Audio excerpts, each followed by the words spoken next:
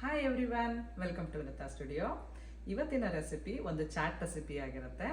ಎಲ್ಲರಿಗೂ ಫೇವ್ರೆಟ್ ಆಗಿರೋಂಥ ಇದು ಕರ್ನಾಟಕ ಸ್ಪೆಷಲ್ ಚಾಟ್ ರೆಸಿಪಿ. ಅದು ಮಸಾಲೆ ಪುರಿ. ಈಸಿಯಾಗಿ ಹೇಗೆ ಮಾಡೋದು, ಮಸಾಲೆ ಹುರ್ಕೊಂಡು ಮಾಡೋದು ಒಂದು ಥರ ಆದರೆ, ನಾನು ಇದನ್ನು ಈಸಿಯಾಗಿ ಬರೀ ಪುಡಿ ಹಾಕಿ ಮಾಡುವಂಥದ್ದು. ತುಂಬ ಟೇಸ್ಟಿಯಾಗಿರುತ್ತೆ. ಮತ್ತು ಮಸಾಲೆ ಪುರಿ ಮಾತ್ರ ಅಲ್ಲ, ಅದ್ರ ಜೊತೆಗೆ ಪಾನಿಪುರಿ ಹೇಗೆ ಸರ್ವ್ ಮಾಡೋದು, ಮತ್ತು ಸೇವ್ ಪುರಿ ಹೇಗೆ, ದಹಿ ಪುರಿ ಹೇಗೆ, ಎಲ್ಲದೂ ಕೂಡ ಸರ್ವ್ ಮಾಡೋದು ಹೇಗೆ ಅಂತ ತೋರಿಸ್ಕೊಡ್ತೀನಿ. ನೋಡೋಣ ಹಾಗಿದ್ರೆ ಹೇಗೆ ಮಾಡೋದು ಅಂತ. ಬನ್ನಿ. ನಾನು ಬಟಾಣಿ ಕಾಳನ್ನ ಹಿಂದಿನ ದಿವಸನೇ ನೆನೆಸಿಟ್ಕೊಂಡಿದ್ದೆ.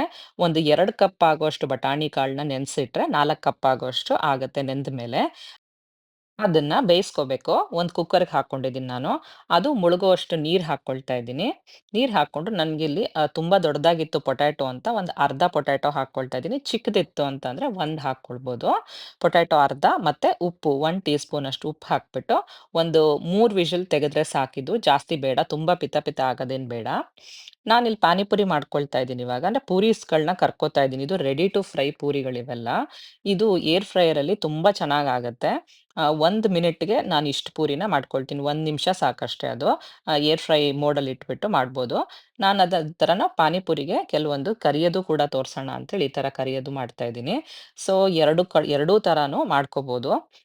ಅದು ಸ್ವಲ್ಪ ಮೆತ್ತಗಾಗತ್ತೆ ಪಾನಿಪುರಿಗೆ ಯಾವುದು ಏರ್ ಫ್ರೈಯರಲ್ಲಿ ಮಾಡೋದು. ಅದಕ್ಕೋಸ್ಕರ ನಾನು ಪಾನಿಪುರಿಗೆ ನಾನು ಈ ಥರ ಇದು ಮಾಡ್ತೀನಿ. ಮಸಾಲೆ ಪುರಿ, ದಹಿ ಪುರಿ ಎಲ್ಲದಕ್ಕೂ ಕೂಡ ಏರ್ ಫ್ರೈ ಪುರಿನೇ ಯೂಸ್ ಮಾಡ್ತೀನಿ. ಇದಕ್ಕೂ ಅದಕ್ಕೂ ಏನು ತುಂಬಾ ಡಿಫ್ರೆನ್ಸ್ ಏನು ಅನ್ಸಲ್ಲ. ಸ್ವಲ್ಪ ಎಣ್ಣೆ ಇರುತ್ತೆ. ಅದ್ರಲ್ಲಿ ಎಣ್ಣೆ ಏನಿರಲ್ಲ ಅಷ್ಟೇ. ಬಟ್ ಎರಡೂ ಅಷ್ಟೇ ಸೇಮ್ ಆಗೇ ಊದ್ಕೊಂಡಿರುತ್ತೆ. ನಾನು ಸ್ವಲ್ಪ ಕಡಲೆ ಬೀಜ ಕೂಡ ಹುರಿದಿಟ್ಕೊಳ್ತಾ ಇದ್ದೀನಿ ಈಗ ಅದೇ ಎಣ್ಣೆನಲ್ಲಿ. ಕಡಲೆ ಬೀಜ ಕೂಡ ಹಾಕಿದ್ರೆ ಚೆನ್ನಾಗಿರುತ್ತೆ ಮಸಾಲೆ ಪುರಿ ಸರ್ವ್ ಮಾಡ್ಬೇಕಾರೆ ಅಂತ. ಇದ್ ನೋಡಿ ಇದು ಎಡಗೈಲಿ ಇಟ್ಕೊಂಡಿರೋದು ನಾನು ಏರ್ ಫ್ರೈಯರ್‌ದು, ಬಲಗೈದು ಪುರಿ ಕರ್ದಿರೋದು. ಸೊ ಎರಡೂ ಕೂಡ ಸೇಮೇ ಇದೆ. ಈಗ ಒಂದು ಮಸಾಲೆ ಹುರ್ಕೊಳ್ಳೋಣ. ತುಂಬಾ ಏನಲ್ಲ, ಬರೀ ಒಂದು ಟೀ ಸ್ಪೂನ್ ಅಷ್ಟು ಎಣ್ಣೆ ಹಾಕ್ಕೊಂಡು, ಅದಕ್ಕೆ ಒಂದು 7, 8 ಗಾರ್ಲಿಕ್ ಅಂದ್ರೆ ಬೆಳ್ಳುಳ್ಳಿ ಹಾಕ್ಕೊಳ್ತಾ ಇದ್ದೀನಿ, ಕ್ಲೋವ್ಸ್ ಅಷ್ಟು. ಆಮೇಲೆ ಶುಂಠಿನೂ ಅಷ್ಟೇ ಒಂದು 2 ಇಂಚಷ್ಟು ಶುಂಠಿನ ನೀಟಾಗಿ ಸಿಪ್ಪೆ ಎಲ್ಲ ತೆಗೆದು ಕಟ್ ಮಾಡಿ ಹಾಕ್ಕೊಂಡಿದ್ದೀನಿ. ಇದು ಖಾರಕ್ಕೆ ಹಸಿಮೆಣಸಿನ್ಕಾಯಿ ನಿಮ್ಗೆ ಎಷ್ಟು ಬೇಕೋ ಅಷ್ಟನ್ನ ಹಾಕ್ಕೋಬೋದು. ನಾನೊಂದು 8 ರಿಂದ 9 ಹಾಕ್ಕೊಂಡಿದ್ದೀನಿ. ಇದು ಒಂದು 8 ಜನಕ್ಕಾಗುವಷ್ಟು ಮಾಡ್ತಾ ಇದ್ದೀನಿ ನಾನು. ಇದಕ್ಕಿವಾಗ 1 ಮುಷ್ಟಿ ಪುದೀನ ಸೊಪ್ಪು ಮತ್ತೆ 1 ಮುಷ್ಟಿ ಕೊತ್ತಂಬರಿ ಸೊಪ್ಪನ್ನ ಹಾಕ್ಕೊಂಡು ಚೆನ್ನಾಗಿ ಹುರ್ಕೊಳ್ತಾ ಇದ್ದೀನಿ. ಎಣ್ಣೆ ಏನ್ ಜಾಸ್ತಿ ಬೇಡ. 1 ಟೀ ಸ್ಪೂನ್ ಅಷ್ಟಾದ್ರೆ ಸಾಕು. ಅಷ್ಟು ಕೂಡ ಸ್ವಲ್ಪ ಹುರಿದಾದ್ಮೇಲೆ ಅದನ್ನ ಇದೇ ಮಿಕ್ಸಿ ಜಾರ್‌ಗೆ ಹಾಕ್ಕೊಳ್ತಾ ಇದ್ದೀನಿ. ಇನ್ನ ಮಸಾಲೆ ಅಂತ ಏನು ಹುರ್ಕೊಳ್ಳೋದೇನು ಇಲ್ಲ ಇದಕ್ಕೆ. ಇದಕ್ಕೆ ಡೈರೆಕ್ಟ್ ಆಗೇನೆನೆ ನಾನು ಟೊಮ್ಯಾಟೊ 2 ಆಡ್ ಮಾಡ್ಕೊಳ್ತಾ ಇದ್ದೀನಿ.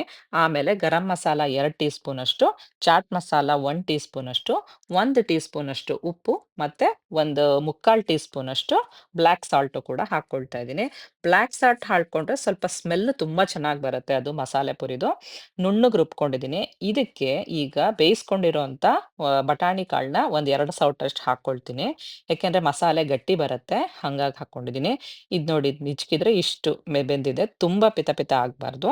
ಇದಕ್ಕೆ ಇವಾಗ ಒಂದ್ 2, 3 ಸೌಟಷ್ಟು ನಿಮ್ಗೆ ಮಸಾಲೆ ಎಷ್ಟು ಬೇಕಂತ ಅನ್ಸುತ್ತಾ ಕನ್ಸಿಸ್ಟೆನ್ಸಿ ಮತ್ತೆ ಗ್ರೇವಿಗೆ ಅಷ್ಟನ್ನ ಹಾಕ್ಕೋಬಹುದು. ರುಬ್ಕೊಂಡಿರೋದನ್ನ ಒಂದು ಬಾಣ್ಲಿಗೆ ಹಾಕ್ಕೊಳ್ತಾ ಇದ್ದೀನಿ ನಾನು. ಇದನ್ನ ಇವಾಗ ಹಾಕ್ಕೊಂಡು ಇದ್ರಲ್ಲೇ ಕುದಿಸ್ಕೊಳ್ತೀನಿ. ಇದಕ್ಕೆ ಎಷ್ಟು ಬೇಕೋ ಅಷ್ಟು ನೀರ್ ನೋಡ್ಕೊಂಡು ಹಾಕ್ಕೋಬೇಕು.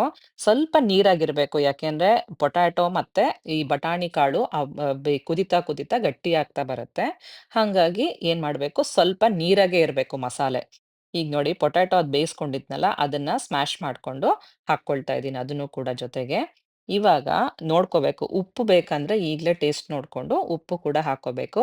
ಮತ್ತೆ ನೀರು ಕೂಡ ಅಷ್ಟೇನೆ. ನೀರು ಚೆನ್ನಾಗಿ ಸ್ವಲ್ಪ ಜಾಸ್ತಿ ನೀರಾಗಿತ್ತು ಅಂದ್ರೆ ಕುದಿತಾ ಕುದಿತಾ ಗಟ್ಟಿ ಆಗ್ತಾ ಬರುತ್ತೆ. ಈಗ ನೋಡಿ ಕನ್ಸಿಸ್ಟೆನ್ಸಿ ಎಷ್ಟು ನೀರಾಗಿದೆ ಅಂತ. ಆದ್ರೆ ಸರ್ವ್ ಮಾಡೋ ಹೊತ್ತಿಗೆ ತುಂಬಾ ಗಟ್ಟಿ ಆಗ್ಬಿಡತ್ತದು. ಇದನ್ನಿವಾಗ ಚೆನ್ನಾಗೆ ಕುದಿಯಕ್ ಬಿಡೋಣ. ಸಣ್ಣ ಉರಿಲಿ ಚೆನ್ನಾಗ್ ಕುದಿತಾನೆ ಇರ್ಬೇಕು. ಸರ್ವ್ ಮಾಡೋವರ್ಗುನು ಸ್ವಲ್ಪ ಕುದಿತಾನೆ ಇದ್ರೆ ಬಿಸಿ ಬಿಸಿ ಇರುತ್ತೆ. ಸರ್ವ್ ಮಾಡಕ್ಕೂ ಕೂಡ ಚೆನ್ನಾಗಿರುತ್ತೆ. ಈಗ ಪಾನಿಪುರಿಗೆ ಪಾನಿ ಮಾಡ್ಕೊಳ್ತಾ ಇದ್ದೀನಿ. ಸ್ವಲ್ಪ ಕೊತ್ತಂಬರಿ ಸೊಪ್ಪು ಮತ್ತೆ ಸ್ವಲ್ಪ ಪುದೀನ ಸೊಪ್ಪು ಮತ್ತೆ ಉಪ್ಪು ಎಷ್ಟು ಬೇಕೋ ಅಷ್ಟು, ಸ್ವಲ್ಪ ಜಾಸ್ತಿ ಹಾಕಬಾರ್ದು. ಯಾಕೆಂದ್ರೆ ಬ್ಲಾಕ್ ಸಾಲ್ಟ್ಸ್ ಕೂಡ ಹಾಕ್ಬೇಕು ಇದಕ್ಕೆ. ಬ್ಲಾಕ್ ಸಾಲ್ಟು ಕೂಡ ಹಾಕ್ಕೊಂಡು ಟೇಸ್ಟ್ ನೋಡ್ಕೊಂಡು ಹಾಕ್ಕೊಳ್ಳಿ. ಮತ್ತೆ ನಾನು ಪಾನಿಪುರಿ ಮಸಾಲೆ ಯೂಸ್ ಮಾಡ್ತಿದ್ದೀನಿ. ನೀವು ಪಾನಿಪುರಿ ಮಸಾಲೆ ನಾವು ಯೂಸ್ ಮಾಡಲ್ಲ ಅಂದ್ರೆ ಸ್ವಲ್ಪ ಹುಣಸೆ ಹಣ್ಣಿನ ರಸ ಮತ್ತೆ 1 ಮೆಣಸು 1 ಅಥವಾ 2 ಹಸಿಮೆಣಸಿನಕಾಯಿ ಹಾಕಿ ರುಬ್ಬಿ ಹಾಕಿದ್ರು ಕೂಡ ಸಾಕು. ಮತ್ತೆ ಈಗ ಇದಿಷ್ಟನ್ನು ಕೂಡ ಸ್ವಲ್ಪ ನೀರು ಜಾಸ್ತಿ ಹಾಕ್ಕೊಂಡು ಸೋರಿಸ್ಕೊತಾ ಇದ್ದೀನಿ ಸೊಪ್ಪೆಲ್ಲ.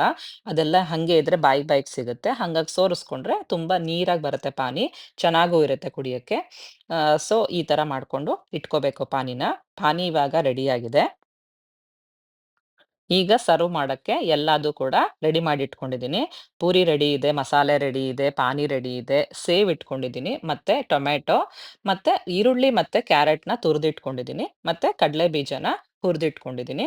ಅದಿಷ್ಟು ಕೂಡ ಎಲ್ಲ ಇಲ್ಲಿ ಸರ್ವ್ ಮಾಡಕ್ಕೆ ಇಟ್ಕೊಂಡು ಈಗ ಒಂದೊಂದೇ ಸರ್ವ್ ಮಾಡೋಣಂತೆ.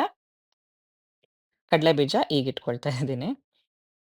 ಈಗ ಒಂದು ತಟ್ಟೆಗೆ ನಿಮ್ಗೆ ಎಷ್ಟು ಪೂರಿ ಬೇಕನ್ಸುತ್ತೋ ಅಷ್ಟು ಪೂರಿನ ಈ ತರ ಸ್ಮ್ಯಾಶ್ ಮಾಡ್ಕೋಬೇಕು. ಮಸಾಲೆ ಪೂರಿಗಿದು. ಮಸಾಲೆ ಪೂರಿಗೆ ಎಲ್ಲದೂ ಕೂಡ ಈ ತರ ಮಾಡ್ಕೊಂಡು ಫಸ್ಟು ಮಸಾಲೆ ಹಾಕ್ಕೋಬೇಕು.